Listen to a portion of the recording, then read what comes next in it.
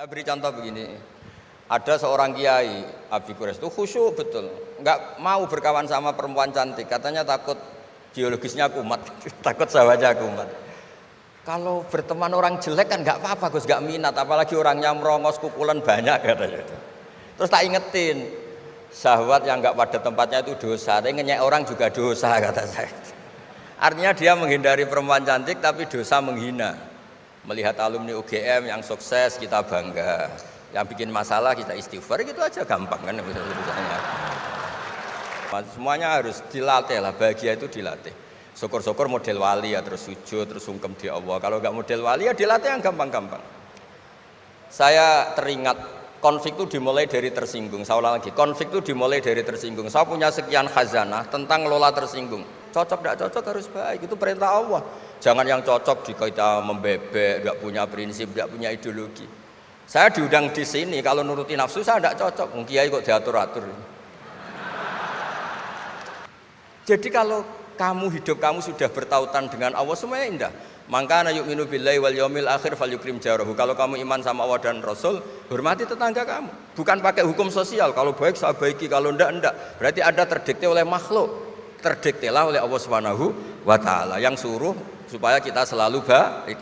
Contoh-contoh muamalah kebangsaan, beda agama itu cukup. Referensi kita cukup. Yang enggak cukup adalah pikiran kita yang sempit, itu masalahnya, pikiran kita yang sempit. Nah, tidak semua kebaikan disebarkan itu baik, karena ini ada hitung-hitungannya. Bismillahirrahmanirrahim. Kebetulan saya ini ahli tip betul, jadi insya Allah gampang.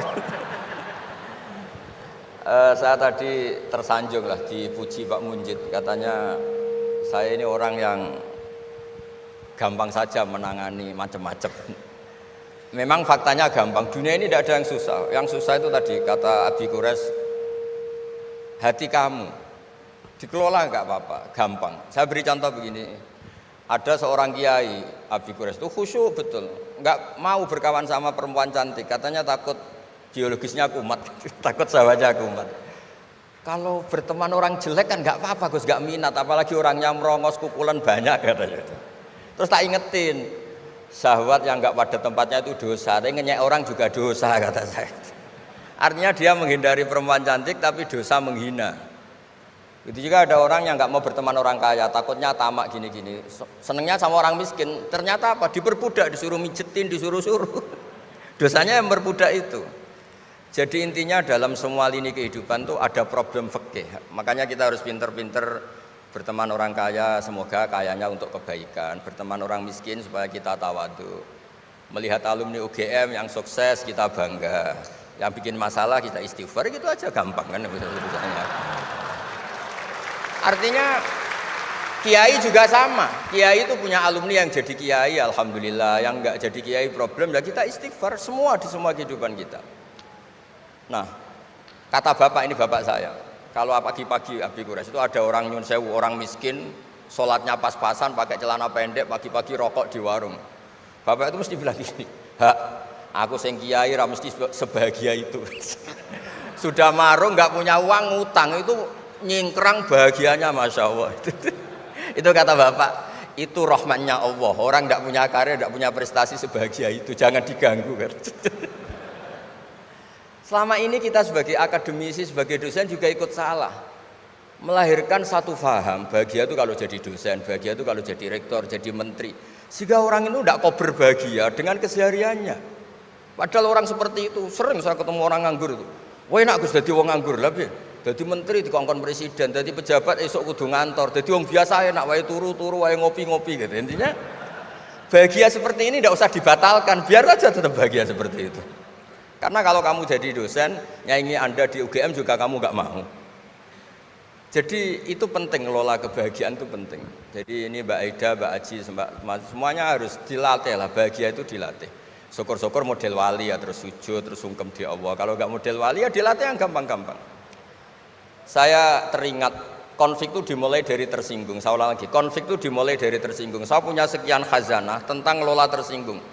Saya berkali-kali cerita itu. Suatu saat Imam Syafi'i didatangi orang, cium tangan, terus hormat. Setelah itu orangnya menghujat. Dilaporkan sama santrinya, itu orang yang tadi nyium engkau, di luar menghujat engkau, menghina engkau. Imam Syafi'i tertawa-tawa, baguslah saya wibawa, di depan saya agak berani. Enteng saja, dianggap enteng saja. Enggak kok, wah itu khianat, itu munafik, enggak. Alhamdulillah saya wibawa, buktinya di depan saya tidak berani. Nah ini tip Bu Rektor, kalau ada yang ngerasa ini jenengan di luar, alhamdulillah di depan saya tidak berani. Jadi enteng saja.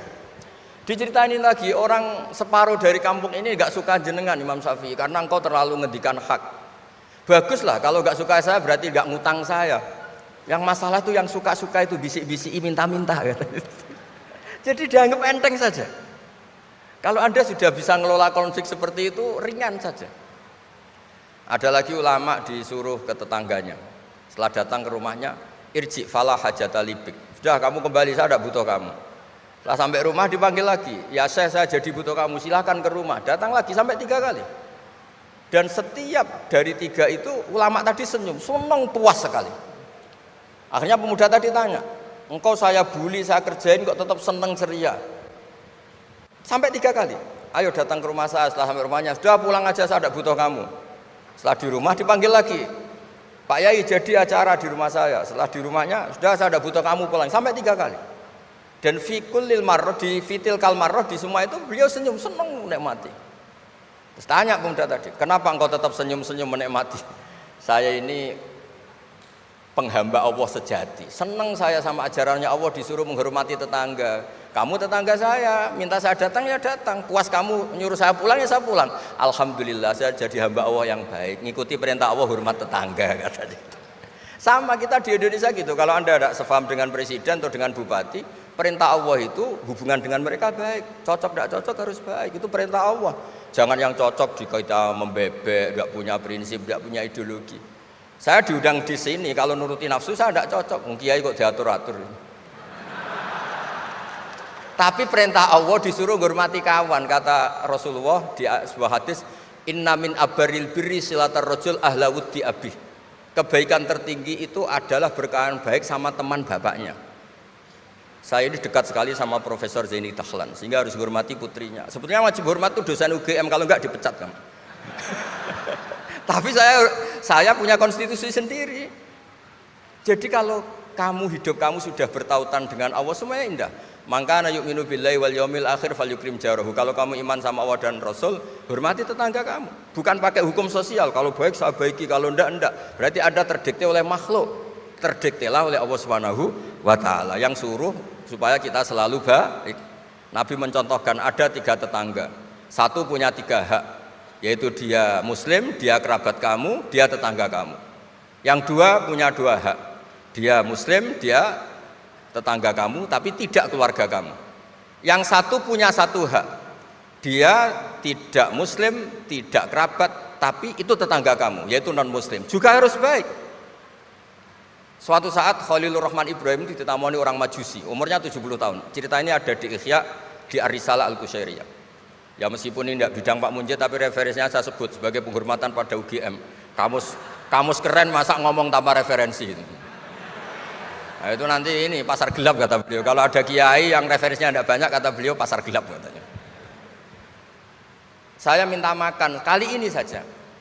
Kata Khalilur Rahman Ibrahim, hatta tuslima, kamu harus Islam dulu. Terus orang ini putus asa. Wallah itu sudah pulang. Setelah sekian meter sama Nabi Ibrahim, sama Allah, Nabi Ibrahim dikasih wahyu.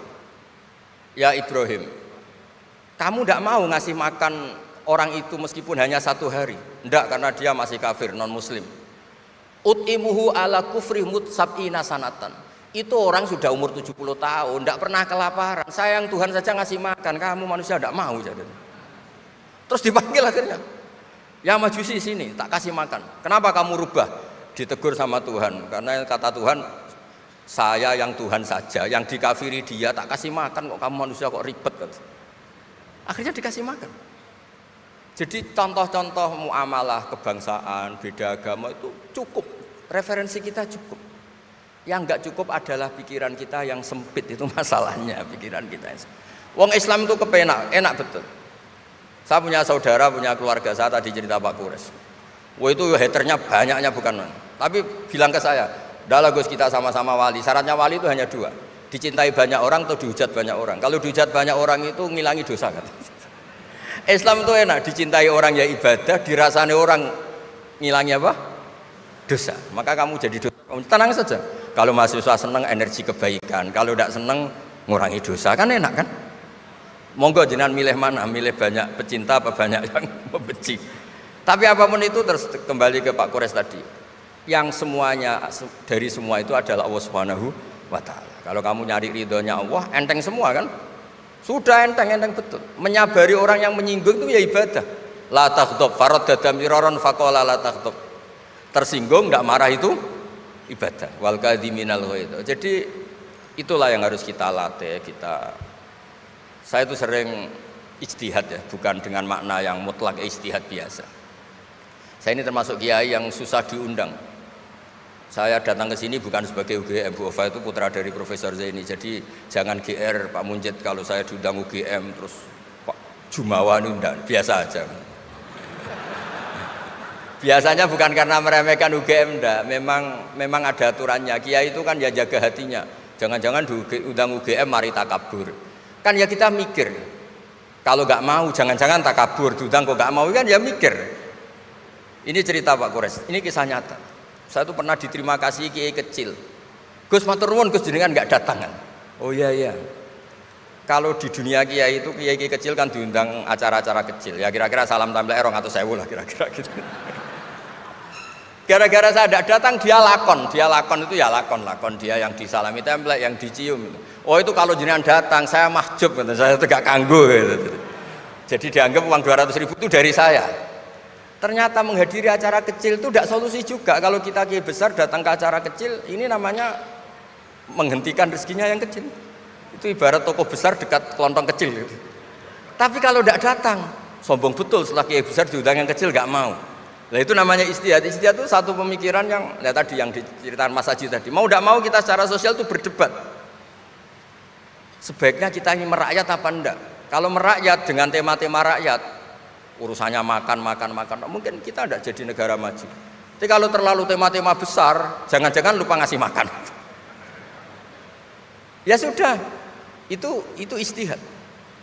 Ini yang terakhir saya cerita perbedaan pendapat. Dulu Al Haris Al Muhasibi itu pernah punya ide. Ini temannya Imam Ahmad, temannya Imam Syafi'i. Ya Imam Ahmad saya mau ngarang buku tentang menolak faham-faham Mu'tazilah, faham-faham yang nggak benar. Menurut Anda gimana? Jawabannya lucu. Jangan katanya. Kenapa? Sebelum Anda membantah mereka, meluruskan mereka, pasti Anda cerita argumentasi mereka. Ketika cerita argumentasi mereka, jangan-jangan mereka lebih tertarik argumentasinya Mu'tazilah daripada argumentasi Anda. Berarti Anda ikut menyebarkan kebid'ahan itu. Terus oh iya. Nah ini mohon maaf ini mahasiswa UGM yang masih muda-muda ini. Misalnya rektorat bikin pengumuman. Nyun sewu ada gambar yang seronok, yang menarik. Terus ditulisi gini, jangan lihat ini bahaya misalnya. Orang lihat tulisan jangannya apa ngelihat gambarnya? Nah, tidak semua kebaikan disebarkan itu baik karena ini ada hitung-hitungannya. Saya sebagai ulama ahli sunnah misalnya, tahu madzhab Mu'tazilah, tahu madzhab yang lain-lain itu dari cerita ulama itu.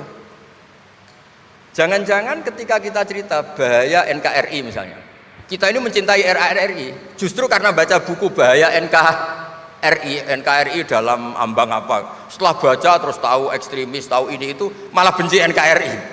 Padahal kita ngarangnya demi persatuan NKRI, tapi kita tahu problemnya dari nulis. Nah itu hal-hal yang memang dalam ijtihad, dalam pemikiran itu, makanya saya hanya cerita yang ada di kitab karena ini keahlian yang memang saya diundang di sini, jadi saya profesional saja. Jadi di bab-bab seperti itu memang kita pasti gampang berteman orang kecil katanya merakyat, ternyata memperbudak. Enak kan Anda misalnya Pak Munjid berteman kampungnya di Kebumen, dosen UGM tinggal nyuruh minta mijitin. Kalau berteman rektor disuruh-suruh kan. Nah ternyata tidak merakyat. Senang berteman orang bisa disuruh, gak siap berteman atasnya. Lah gak mau berteman atasnya katanya merakyat, ternyata karena hasud, karena gak jelas semua, hidup ini gak jelas. Yang jelas hanya Allah Subhanahu wa taala. Makanya menurut ilmu tasawuf itu qulillah tsumma dzarhum fi khawdi ma'labun, sudahlah kembali ke Allah. Berteman orang kecil ya karena perintah Allah. Kalau karena perintah Allah pasti inginnya ikram, memuliakan. Berteman orang besar juga karena perintah Allah supaya ada hasud, supaya Indonesia ada kios. Kayak tadi yang didawuhkan Pak Quraisy, la imamun khusyum khairun min fitnatin tadum. Imam yang dengan arti salah itu masih lebih baik ketimbang kios. Karena kalau kios lebih gak kebayang. Ya apapun itu cukuplah khazanah-khazanah Islam untuk mendidik kita sebagai orang yang menjaga kebinekaan, menjaga ukhuwah. Ya, terima kasih. Oke.